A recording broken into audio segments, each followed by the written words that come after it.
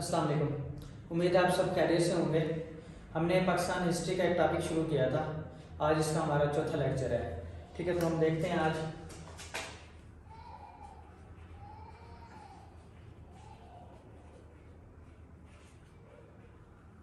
Pakistan history का। जो आज हम पढ़ेंगे मोहम्मद अली बोगरा के बारे में। मोहम्मद अली बोगरा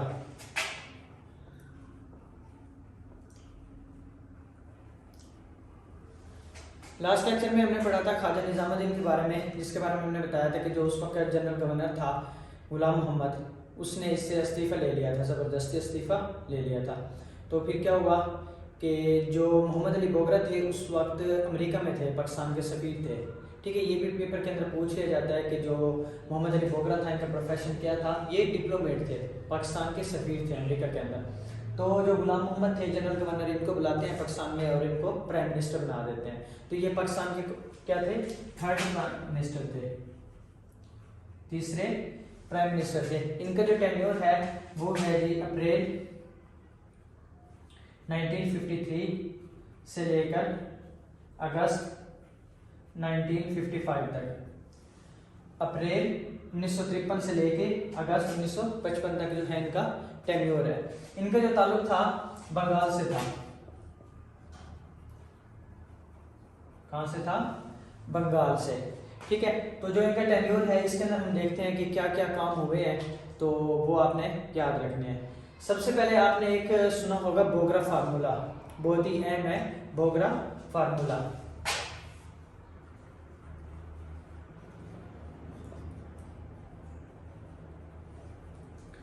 बोगरा फार्मूला ये कब पेश किया इसने? 7 अक्टूबर 1953 को। ठीक है, 7 अक्टूबर 1953 को ये किसने पेश किया था? इसी मोहम्मद अली बोगरा ने। ठीक है, बोगरा फार्मूला में था क्या? ये कॉन्स्टिट्यूशनल फार्मूला था। ठीक है, इसमें बाइकार्मल कंसेप्ट दिया गवर्नमेंट को, बाइकार्मल कंसेप्ट दिया गवर्नमेंट को। बाइकार्मल मतलब दो चीजें, यानी एक था इसके अंदर नेशनल असेंबली और दूसरी चीज थी सेनेट। नेशनल असेंबली को हम लोअर हाउस भी कहते हैं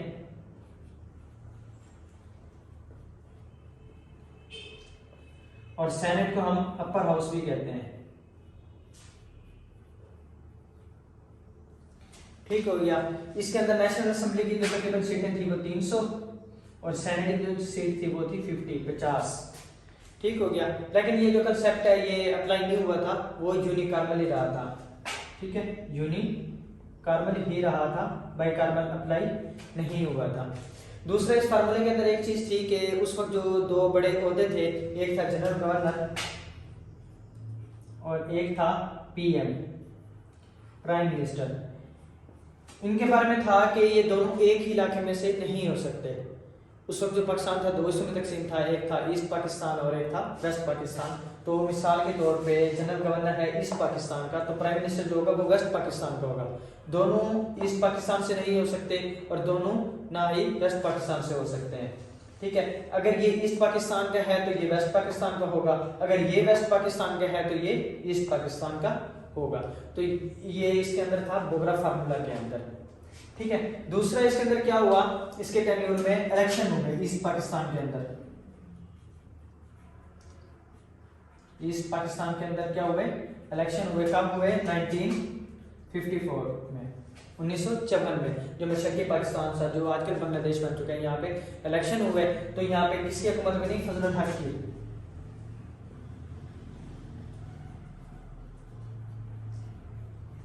फजल हक की हुकूमत बनी, लेकिन बाद में क्या है, इसको गद्दार बना के पाकिस्तान से भेज दिया गया, यानी इसको निकाल दिया गया, इसकी हुकूमत को खत्म कर दिया गया गद्दार साबित करके।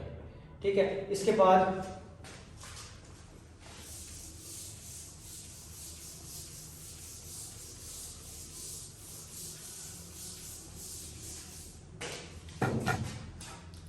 मोहम्मद अली जो बोगरा थे इन्होंने एक अपनी कैबिनेट बनाई थी, अपनी एक कैबिनेट बनाई जिसका नाम था मिनिस्ट्री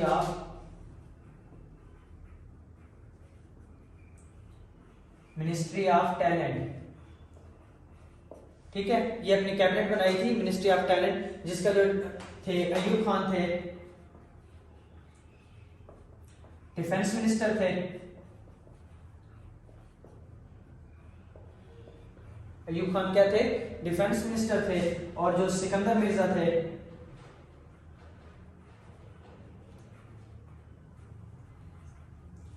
ये क्या थे? इंटीरियर मिनिस्टर थे।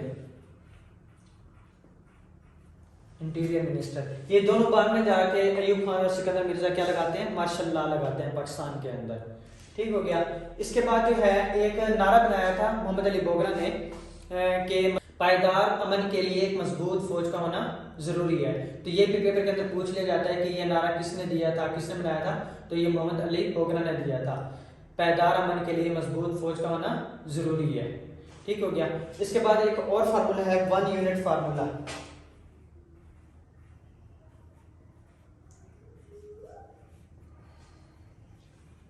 1 यूनिट फार्मूला। इसके बारे में 2 एमसीक्यूज आते हैं। एक तो वो पूछता है कि इसको पेश किसने किया था, ठीक है, बनाया किसने था। दूसरा आ जाता है कि इसको लागू किसने किया था, इंप्लीमेंट किसने कराया था। ये दोनों मुख्तलिफ है। ये इसने 1 यूनिट फार्मूला जो था मोहम्मद अली बोगरा ने बनाया था 22 नवंबर 1954 को।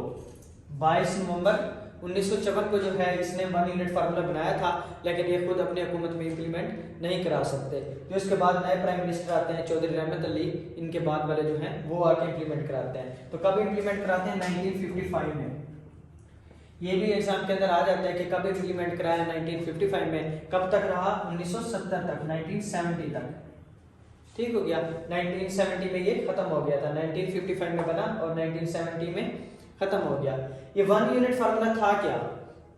उस वक्त मैंने बताया कि पाकिस्तान 2 हिस्सों में तकसीम था, ईस्ट पाकिस्तान और वेस्ट पाकिस्तान। जो ईस्ट पाकिस्तान था वहां पे आबादी ज्यादा थी, लेकिन जो एरिया था वो कम था। आबादी ज्यादा, एरिया कम। और जो वेस्ट पाकिस्तान था यहाँ पे आबादी कम थी लेकिन एरिया ज्यादा था। लेकिन जो सीट आती थी तो वो इलेक्शन थी वो तो आबादी के लिहाज से आती थी ना, तो इस वजह से क्या था, ईस्ट पाकिस्तान ज्यादा सीट ले जाता था। लेकिन जो है वेस्ट पाकिस्तान वाले उनको सीटें ज़्यादा देना नहीं चाहते थे, लेकिन वो आबादी के लिहाज से वो सीटें ज़्यादा ले जाते थे। तो इन्होंने फिर 1 यूनिट फार्मूले में क्या हुआ, जो ईस्ट पाकिस्तान था उसको एक अलग सूबा डिक्लेयर कर दिया, सूबा बंगाल, ठीक है, और जो बाकी था इनको अलग कर दिया, सूबा कंसिडर कर दिया। तो उनकी सीटें अलग हो गई और इनकी सीटें अलग हो गई। तो ये क्या किस में हुआ था? 1 यूनिट फार्मूला के अंदर। ठीक हो गया। इसके बाद आपको पता है कि जो ये मोहम्मद अली बोगरा है, मैंने पहले बताया कि अमेरिका के अंदर था, पाकिस्तान का सफीर था। तो अमेरिका के साथ इसके जो ताल्लुकात थे वो बहुत अच्छे थे। उस वक्त कोल्ड वार का दौर था, यानी 2 ब्लॉक बन चुके थे, रशियन ब्लॉक और अमेरिकन ब्लॉक। ठीक है, जो अमेरिकन ब्लॉक था वो किसको फेवर करता था? कैपिटलिज्म को। और जो रशियन ब्लॉक था वो कम्युनलिज्म को। तो ये जो थे मुल्क थे, एक था यूके, एक था यूएसए और एक था फ्रांस। इन्होंने मिलके कुछ तंजीमें बनवाई थी। उन तंजीमों का मकसद क्या था? यही था कि जो कैपिटलिज्म है इसको फेवर करें और जो कम्युनलिज्म है इसको ख़त्म करें। ठीक है, तो इन्होंने जो तंजीम बनाई तो पाकिस्तान को उन्होंने ज्वाइन करने के लिए फोर्स किया। तो मोहम्मद अली बोगरा जो पहले ही वैसे अमेरिका के थे, अमेरिका के साथ ताल्लुकात अच्छे थे, तो वो कुछ जो है तंजीम ज्वाइन करते हैं। उसमें से जो अहम थी उनमें से एक है सीटो। कौन सी है? सीटो। सीटो का मतलब है, एब्रिविएशन है इसका, South East Asian Treaty Organization. South East Asian Treaty Organization. ठीक है, ये बनी कब थी? 1954 के अंदर। 1954 के अंदर बनी थी। और पाकिस्तान ने कब ज्वाइन किया इसको? 1954 के अंदर ही ज्वाइन किया। 1954 के अंदर ज्वाइन किया और इसको छोड़ा कब? 1973 के अंदर। 1973 के अंदर छोड़ा जब जुल्फकार अली भुट्टो का दौर था, उस वक्त इसको छोड़ दिया। इसका मेन मकसद क्या था? ये जो मैंने पहले बताया आपको कि कम्युनलिज्म के फेवर को कम करने के लिए। ठीक हो गया।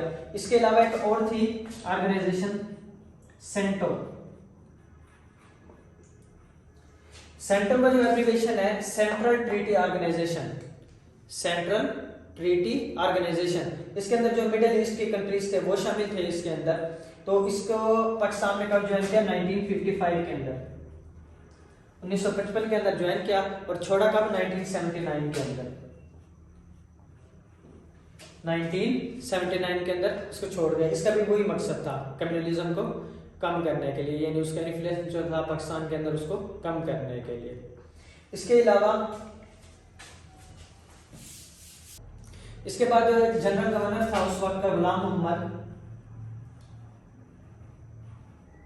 ठीक है, वो देखते हैं कि सारा काम तो यही करते जा रहे हैं मोहम्मद अली बोगरा, उनको अपनी हुकूमत का खतरा हुआ, तो उन्होंने क्या किया, असेंबली तोड़ दी। ठीक है, असेंबली तोड़ देते हैं, कब तोड़ते हैं, 1954 के अंदर।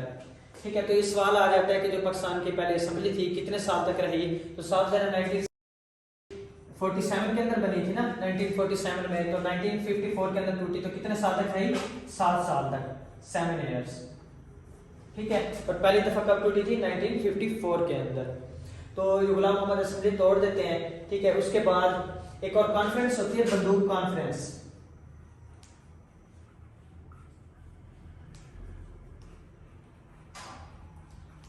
बंदूक कॉन्फ्रेंस ये कहां पे होती है, इंडोनेशिया के अंदर होती है। इंडोनेशिया का एक आइलैंड था जावा, वहां पे होती है। ये कब होती है, 1955 के अंदर, 1955 में होती है। इसमें जो है अफ्रीका के कंट्रीज थे वो शामिल थे, अफ्रीका के और एशिया के, ये जो 2 कॉन्टिनेंट्स हैं इनकी जो कंट्रीज हैं ये शामिल थी। इनका भी यही था कि जो कम्युनलिज्म का इन्फ्लुएंस है उसको कम करने के लिए ये शामिल हुई थी। यहाँ पे जो मोहम्मद अली बोगरा थे उन्होंने पाकिस्तान को पहली दफा रिप्रेजेंट किया था। ठीक है, रिप्रेजेंट किया था पहली दफा पाकिस्तान को, कहां पे, बंदूक कॉन्फ्रेंस में। किसने, मोहम्मद अली बोगरा ने। कहां पे हुई थी, इंडोनेशिया के अंदर हुई थी। कब हुई थी, 1955 के अंदर हुई थी। ठीक है, इसके बाद जो गुलाम मोहम्मद है ये बीमार हो जाते हैं, छुट्टी पर चले जाते हैं। जब छुट्टी पर जाते हैं तो अपनी जगह पे जो एक्टिंग जनरल गवर्नर था वो छोड़ जाते हैं, जिसका नाम था सिकंदर मिर्जा। सिकंदर मिर्जा ये एक्टिंग जनरल गवर्नर थे। इन्होंने आते ही सबसे पहले क्या किया, गुलाम मोहम्मद को हटाया, उसको कहा कि भाई ये बीमार हो गए हैं, इस सीट के काबिल नहीं है, तो इनको वापस भेज दिया। ठीक है, तो फिर क्या है, खुद इख्तियारात किसके पास आ गए, सिकंदर मिर्जा के पास आ गए। अब फिर वही मसला था, सिकंदर मिर्जा जो था इसका ताल्लुक था बंगाल से। अब ये क्या था, जनरल गवर्नर। जनरल गवर्नर कहाँ का हो गया, बंगाल का हो गया। और प्राइम मिनिस्टर कौन थे, मोहम्मद अली बोगरा, उसका ताल्लुक भी बंगाल से था। तो ये तो पहले तय हो चुका था कि एक ही उसके नहीं हो सकते प्राइम मिनिस्टर और जनरल गवर्नर। ठीक है, ये दोनों बंगाल से थे, एक ही जगह से थे, तो इख्तियारात जो थे सिकंदर मिर्जा के पास ज्यादा थे। ठीक है, उस वक्त जो इख्तियारात होते थे जनरल गवर्नर के पास ज्यादा होते थे। तो इन्होंने क्या किया, जो मोहम्मद अली बोगरा है उससे इस्तीफा ले लेते हैं। मोहम्मद अली बोगरा इस्तीफा देके फिर क्या होते हैं, दोबारा अमेरिका वापस चले जाते हैं। ठीक है, इसके बाद फिर नए जो है प्राइम मिनिस्टर बनते हैं चौधरी रहमत अली, जिनके बारे में हम नेक्स्ट लेक्चर के अंदर पढ़ेंगे।